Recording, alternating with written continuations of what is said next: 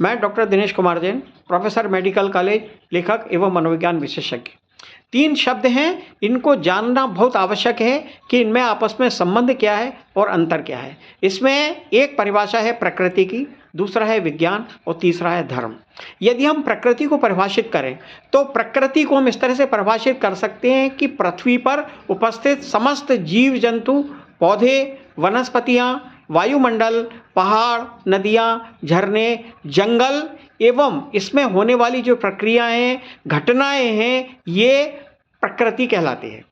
प्रकृति स्वयं सिद्ध है, प्रकृति अपने आप में सक्षम है, प्रकृति अपने नियमों द्वारा स्वयं संचालित होती है। प्रकृति को बाहरी कोई भी शक्ति गवर्न नहीं करती, ना प्रकृति के नियमों को बाहरी कोई शक्ति बदल सकती है। दूसरा शब्द है विज्ञान। विज्ञान प्रकृति के नियमों को समझना, प्रकृति के नियमों को प्रयोगशाला में दोहराकर उसको सत्यापित करना, प्रकृति की घटनाओं के अंदर छिपे हुए जो नियम हैं उनको जानना, प्रकृति के जो नियम हैं उनको अच्छे से परिभाषित कर प्रकृति में होने वाली घटनाओं की व्याख्या करना, ये विज्ञान कहलाता है। विज्ञान और प्रकृति में कोई अंतर नहीं है, प्रकृति को समझना ही विज्ञान है। तीसरा कहलाता है धर्म।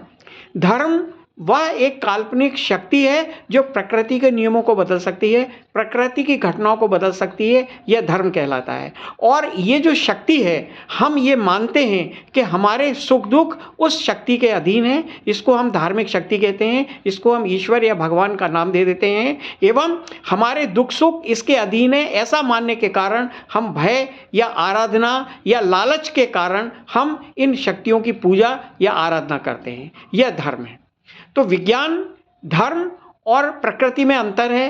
प्रकृति और विज्ञान एक जैसे हैं और धर्म वह शक्ति है, काल्पनिक शक्ति, जो प्रकृति के नियमों को बदल सकती है। ऐसा संभव नहीं है, अतः हम कह सकते हैं कि धर्म का कोई अस्तित्व नहीं है। हमारे सुख दुख भी किसी शक्ति के अधीन नहीं है, हमारे दुख सुख प्रकृति द्वारा नियंत्रित है, जिसको हम विज्ञान द्वारा समझ सकते हैं।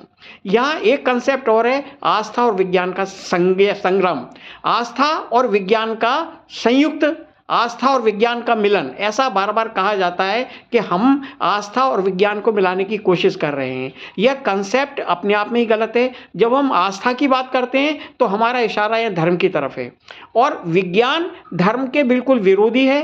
विज्ञान प्रकृति का समर्थक है, अतः यह संभव ही नहीं है कि हम आस्था और विज्ञान को मिलाने की कोशिश करें। तीसरा यह है कि धर्म और चिकित्सा की जब बात की जाती है, यह कंसेप्ट भी अपने आप में बिल्कुल गलत है। जो बीमारियां हैं यह प्रकृति से जुड़ी हुई हैं, प्राकृतिक घटनाओं के कारण हम बीमार होते हैं। और दूसरा यह है कि जब प्राकृतिक घटनाओं के कारण हम बीमार होते हैं और चिकित्सा सीधे सीधे विज्ञान पर निर्भर है, तो धर्म के द्वारा किसी भी बीमारी की चिकित्सा का सवाल ही नहीं उठता। जो धार्मिक चिकित्सा की बात करते हैं अथवा आस्था और विज्ञान के सम्मेलन की बात करते हैं, ये पूरी तरीके से गलत है। जब हम इन तीनों को समझ पाएंगे कि प्रकृति और विज्ञान में कोई अंतर नहीं है, धर्म एक काल्पनिक शक्ति है, काल्पनिक विचारधारा है, जिसके बारे में कहा जाता है कि हमारे सुख दुख उसके अधीन है, यह पूरी तरीके से गलत है। धर्म का और कोई ऐसी शक्ति का जो प्रकृति के नियमों को बदल सके कोई अस्तित्व होता ही नहीं है। जब हम तीनों का अंतर समझ लेंगे तो हम आगे की अवधारणाओं को, अपने विचारों को, परंपराओं का, प्रथाओं का बहुत अच्छे से विश्लेषण कर सकते हैं कि क्या सही है, क्या गलत है।